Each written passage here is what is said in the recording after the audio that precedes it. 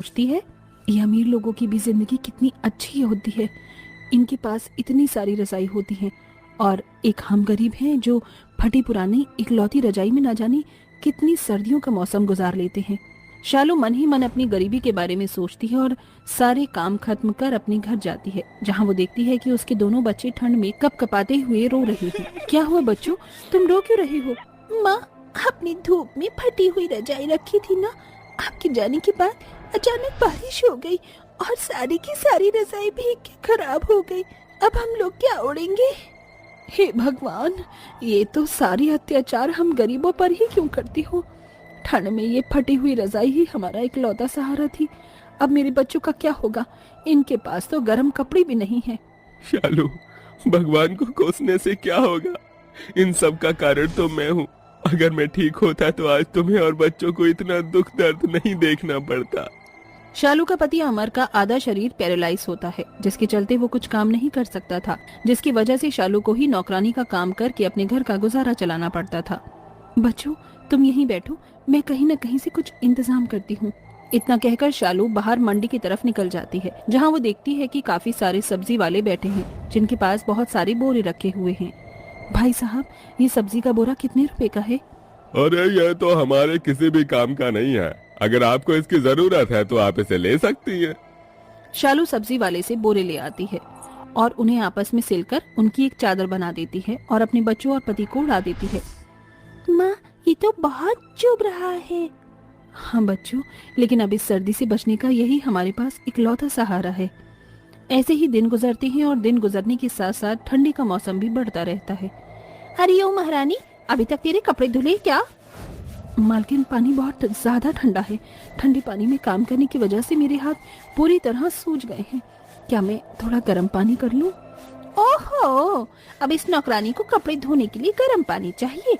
Geyser का जो bill आएगा उसे कौन भरेगा? तेरा बाप। चुपचाप से ठंडे पानी में कपड़े धो। अगर ज्यादा चपर चपर की ना तो इस महीने की तनख्वाह तुझे अगले महीने दूंगी। अपनी मालकिन की बात सुन शालू डर जाती है और बेचारी शालू को अपने सूजे हुए हाथों के साथ ही ठंडे पानी में काम करना पड़ता है। जिसके बाद शालू जैसे ही अपने घर पहुंचती है तो देखती है कि उसके पति अमर की हालत बहुत ज्यादा खराब है। हे भगवान, अब मैं क्या करूं? इनका बदन तो बिल्कुल आग की तरह तप रहा है। इन्हें मैं अकेले छोड़कर कैसे जाऊंगी? और अगर काम पर नहीं गई तो मालकिन मेरी 2 दिन की तनख्वाह काट लेंगी। माँ, आप फिक्र मत करो, आपकी जगह मैं काम पर चली जाऊंगी। लेकिन बेटा, तू अभी बहुत छोटी है, तू काम कैसे करेगी? कोई बात नहीं माँ, मैं सब कर लूंगी। आपको देख देख कर मैं सब सीख गई हूँ। जिसके बाद अगले दिन कोमल अपनी माँ की जगह काम पर जाती है। एक इन नौकरों के बहाने खत्म नहीं होते हैं। तुझे पता है ना घर के क्या क्या काम होते हैं? अगर कोई भी चीज टूटी फूटी तो मुझसे बुरा कोई नहीं होगा।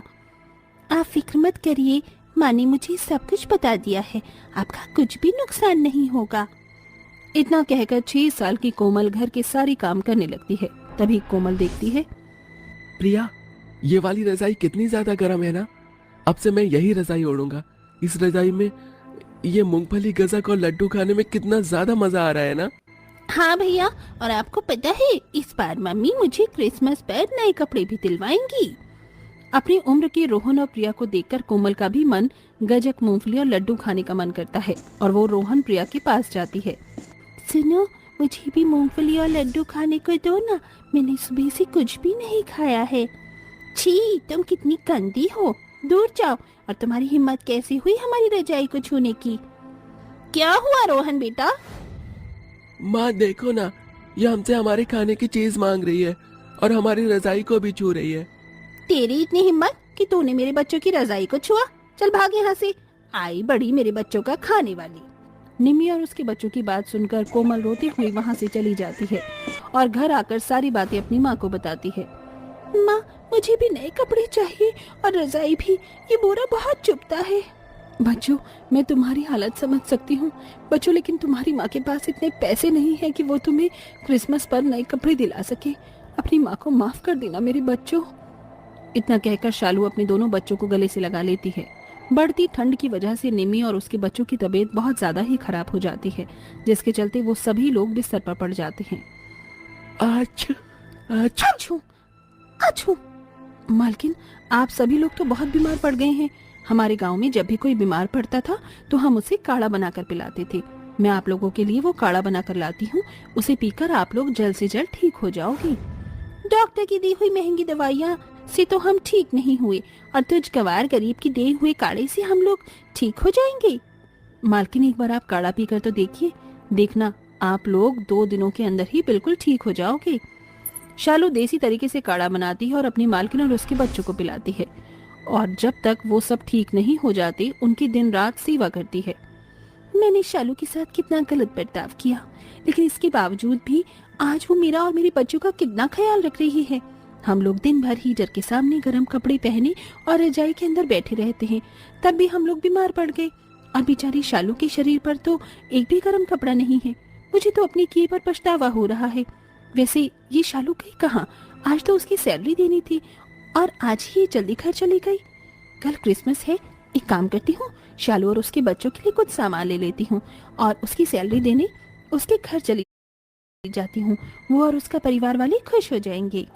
निम्मी शालू और उसके बच्चों के लिए काफी सारा सामान लेती है और उसके घर पहुंच जाती है। लेकिन निम्मी जैसे ही शालू के घर जाती है तो देखती है कि उसका पति पैरालाइज की हालत पर ठंड में कपकपा रहा है। शालू के दोनों बच्चे बोरा ओढ़े एक कोने में बैठे हैं और बेचारी शालू खांसते हुए चूल्हे पर खाना बना रही है। शालू, मालकिन, आप यहाँ क्या कर रही हैं? तुम्हारे परिवार वालों की ऐसी हालत है, तुम्हारा पति ठंड में कांप रहा है, तुम्हारे बच्चों ने बोरे ओढ़ रखे हैं, तुम इतनी ठंड में गरीबी में कैसे रह रही हो? ये तो हम गरीबों की किस्मत में लिखा है। खैर छोड़िए, आप यहाँ बैठिए, मैं आपके लिए चाय बना कर लाती हूँ।